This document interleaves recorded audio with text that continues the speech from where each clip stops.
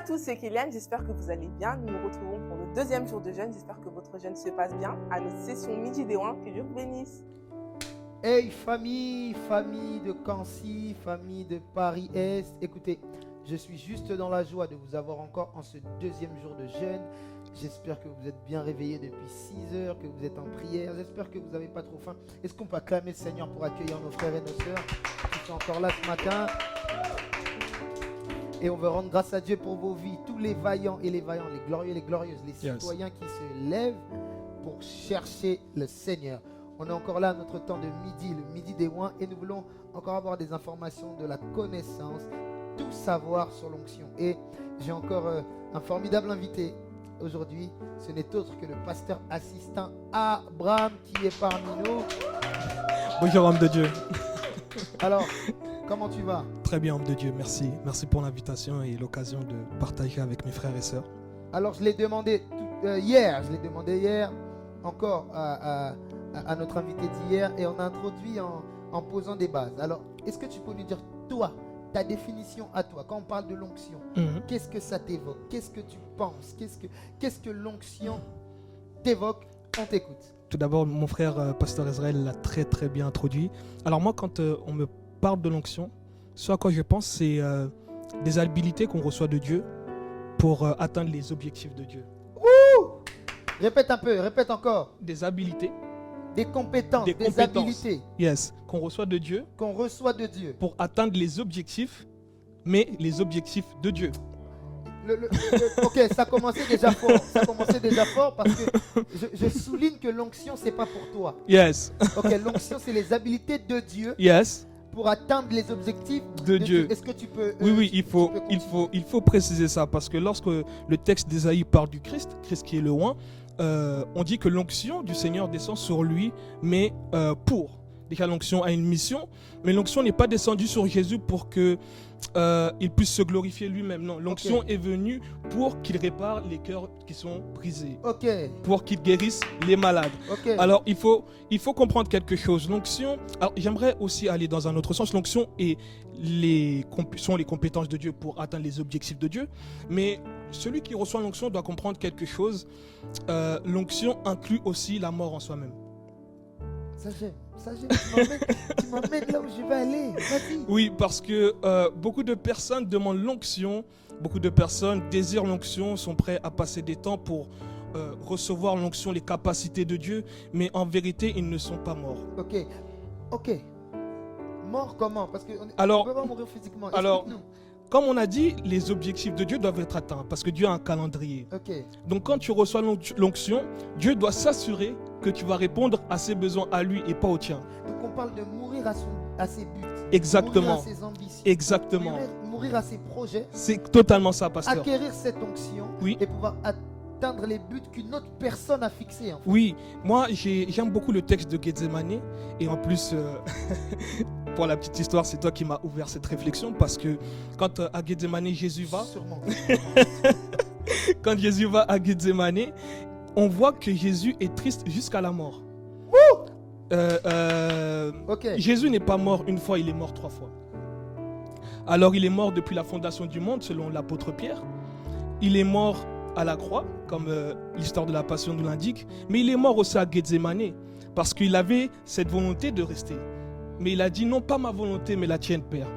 Alors combien de personnes aujourd'hui sont prêtes à dire Seigneur, moi je veux recevoir l'onction, je veux être oint en sortant de ce jeûne, mais combien de personnes sont prêtes aussi à prier dans le sens où Seigneur, cette onction que tu vas me donner, cette onction dont tu vas m'affecter, Seigneur, qu'elle ne soit pas pour moi, mais qu'elle soit pour le 77. Alléluia. Mais qu'elle soit pour ma famille. Alléluia. Mais qu'elle soit pour les gens qui sont malades. Alléluia. Qui ont le cœur brisé. Parce que Dieu a des objectifs à atteindre et ce ne sont pas les tiens. Oh mon Dieu, est-ce qu'on peut acclamer le Seigneur pour ce qui est en train d'être dit? C'est merveilleux parce que ça tombe pile sur le texte que je voulais qu'on partage ensemble. D'accord. Qui est dans 1 Jean chapitre 2, le verset 27. Oui. Où c'est l'apôtre Jean qui parle. Wow. Et il dit, pour vous, l'onction que vous avez reçue de lui, donc de Dieu, en vous,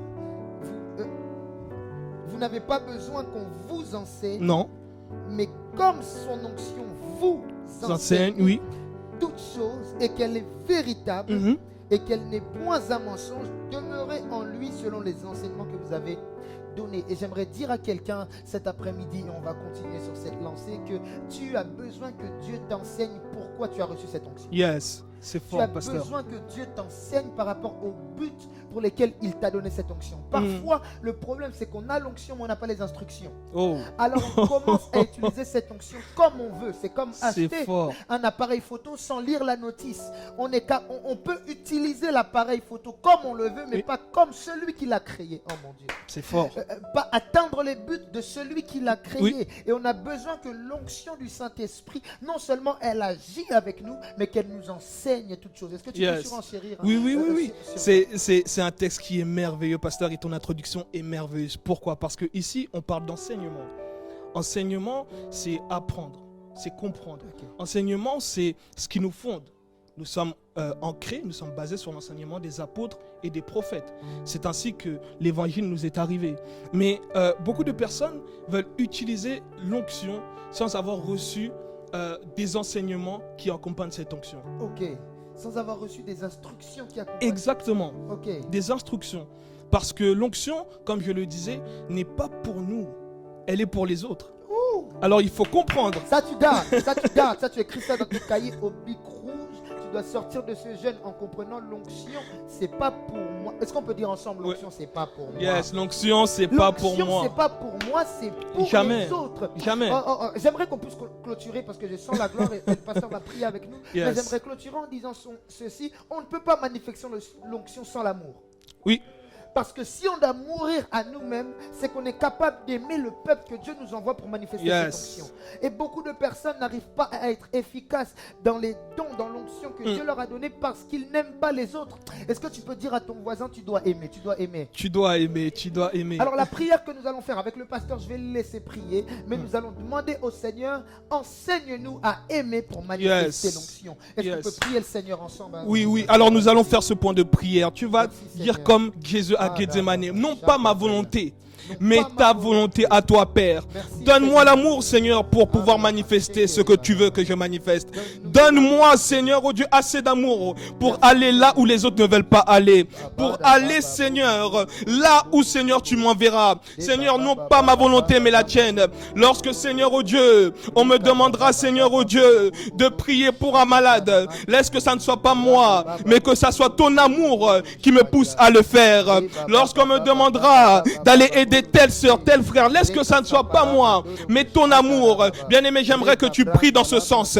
J'aimerais que tu demandes au Seigneur l'amour. Que tu demandes le Seigneur l'amour. Oui, oui, oui, oui, oui.